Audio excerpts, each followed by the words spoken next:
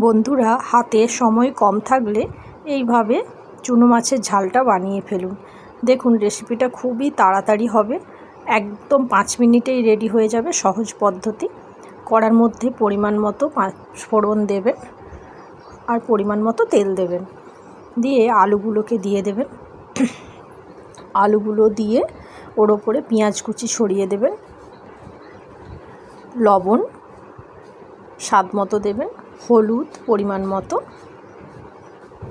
কাশ্মীরি লঙ্কার গুঁড়ো দিয়ে ভালো করে আলুগুলোকে তেলের ওপরে নেড়ে নেবেন। সব কিছু মিশিয়ে নিয়ে নাড়াচাড়া করে এইবার দেখুন আলুগুলো একটু হালকা ভাজা হোক।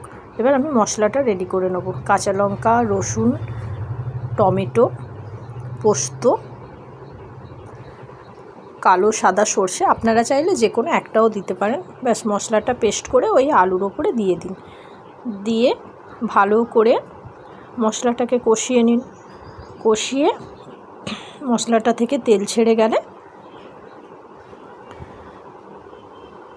নেড়ে চেড়ে সুন্দর করে এইবার আলুর ওপরে চুনো মাছগুলোকে দিয়ে দিন। চুনো মাছগুলো ভাজার কোনো দরকার নেই, ভাঙবেও না, কিছুই হবে না, কিন্তু দুর্দান্ত খেতে হবে। দিয়ে মাছগুলোকেও নেড়ে নিন। মাছগুলো ভাজতে সময় লাগবে, কিন্তু এইভাবে দিলে মাছগুলোকে আর ভাজতে লাগবে না, আর মাছগুলো ভাঙবেও না। দেখুন, পুরো গোটা গোটাই থাকবে। মশলার সঙ্গে ভালো করে মাছগুলোকে মিশিয়ে নিলাম। মিশিয়ে নিয়ে এইবার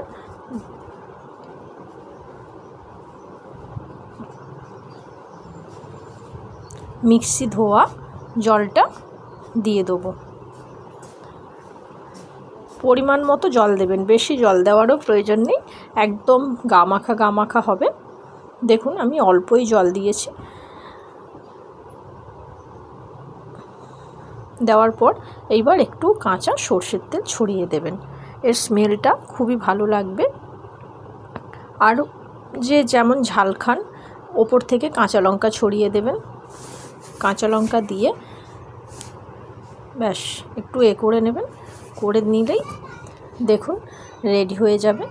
আমার রান্না যদি আপনাদের ভালো লাগে, অবশ্যই লাইক, কমেন্ট, শেয়ার করে দেবেন বন্ধুরা।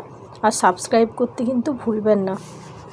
দেখুন, ঝটপট রেডি হয়ে গেল রেসিপিটা, হাতে একদম কম সময় লাগলো।